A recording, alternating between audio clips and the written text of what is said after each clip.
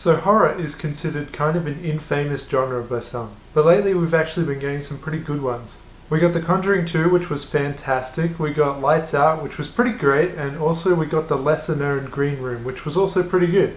And let me tell you that this one is high on that list. I'm Jack Fitzpatrick and this is my review of Don't Breathe.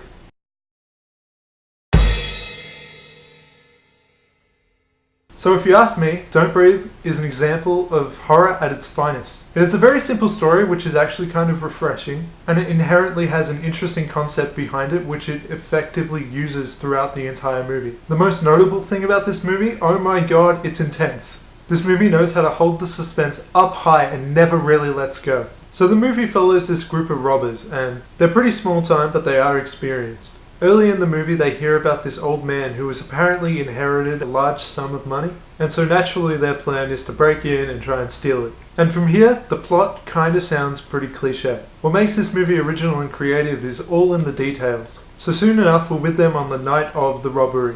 We learn that not only is it an old man that they're planning to rob, but also he's blind, so to them it's very easy money, or at least they think so. Little do they know though that he has some sort of combat experience. He fights back, and because of this, the robbers are actually kind of the victims in this movie. And from this point on, the movie is pretty much just a fight for survival between the robbers and this old man. And I find the comparison between all these characters very interesting, because the movie is constantly begging the question, who really has the advantage? The main group of thieves obviously have the advantage of sight, but in comparison to the old man, they're not familiar with the house, and they're not very strong. These are pretty much your everyday kind of people in terms of strength. The victim, the old man that they're robbing, however, obviously has some sort of combat background. He obviously knows his surroundings, he knows his house very well, and he also has the house to defend himself set up a little bit. He has some guns around the house, he's got this alarm system, he's got the doors and windows locked, and soon enough the main group of robbers are really the victims in this story.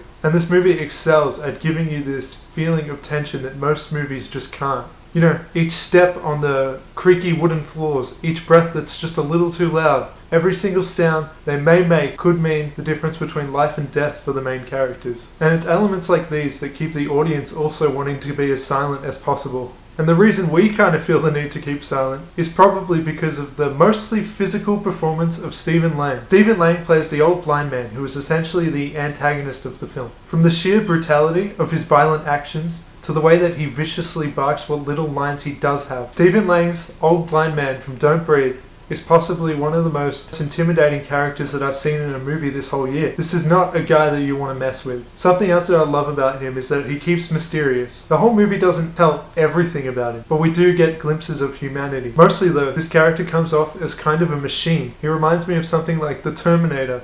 There's this kind of endurance to him, this unstoppability. He's just going to keep coming at you. Each attack on his part appears very powerful. Even just something like a punch to the face comes off as very brutal. Each attack he makes seems precise and calculated. Even when he kind of fails what he's going for and he misses or something like that, it never really feels like a victory for the main characters. More so, it just feels like an opportunity to maybe gain the upper hand. Ultimately though, the old blind man always seems to be in control. So something else that I liked about the movie that I found kind of interesting was that it's one of those movies that is set in one night. And what's great about that is that it gives this movie kind of a real-time feel to it. You see pretty much every action that a character makes. There's no skipping from scene to scene, and one thing pretty much just leads to another. This makes pretty much every scene vital and more important, and so really ups the stakes for the characters and the suspense for the audience. Something else that I loved about this movie is they never seem to be really incompetent. They never go into that kind of classic cliche of being idiots and doing lots of dumb things. And the movie doesn't have you feeling like yelling at the characters, yelling at the screen, what the hell are you doing, you idiot, that kind of thing. Something else that I admired about the film was that it was not too exposition heavy.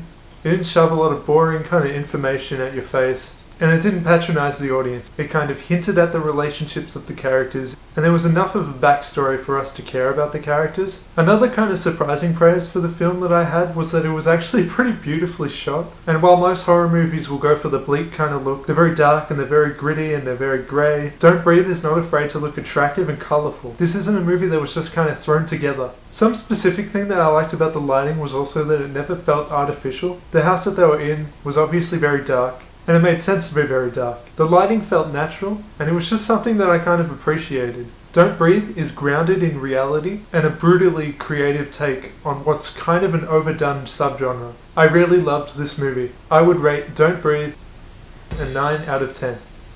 So let me know what you might have thought about the movie, let me know what you think of this review, and maybe subscribe to me. But as I've said before, not very good and you probably shouldn't. You can also find my written version of this review in the description below.